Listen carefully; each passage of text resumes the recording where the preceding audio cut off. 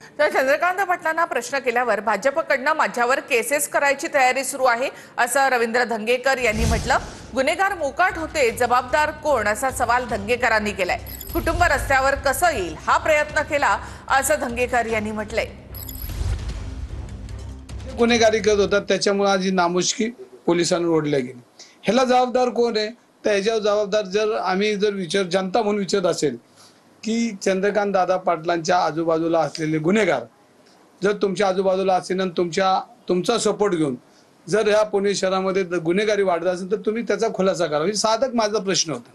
आणि प्रश्न कोणाला विचारणार आपण? तर प्रश्न विचारणार तर त्या भागात आज मंत्री म्हणून काम करतात, प्रमुख आहेत भारतीय जनता पार्टीचे, आणि ह्यांना आपण प्रश्न आपण थोडीच सामान्य माणसाला किंवा एखाद्या हातगाडीवाल्याला किंवा एखाद्या पानटपरीवाला जाऊन विचारणार का अरे पुणे गुन्हेगारी चालू झाली आणि तू उत्तर दे।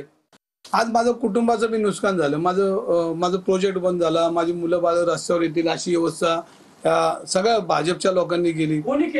मी सांगतो ना, माझे प्रोजेक्ट बंद केले तुमच्याच ह्याच्यामध्ये। तुम्ही मागच्या वेळेला निवडणुकीमध्ये माझे प्रोजेक्टवर जाऊन फोटो काढले, काय पत्रकारांनी चॅनेलला दाखवलं, वक्फची जागा घेतली, पण मी कधी आयुष्यामध्ये चुकीचं काम केलेलं नाही।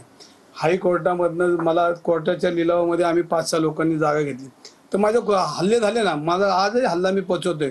रवींद्र धंगेकरांना व्यसन घालण्याची आवश्यकता होती, पहिलं सुटारू होते, आता एकनाथ शिंदेकडे असल्यामुळे त्यांना शिस्तीतनी चौकटीतच काम करायला लागतं। धंगेकर भाऊ त्यांना आता शांत केलेलं आहे, पण त्यांनी पहिल्यांदा हा मुद्दा तिथं पुढे घेतला होता।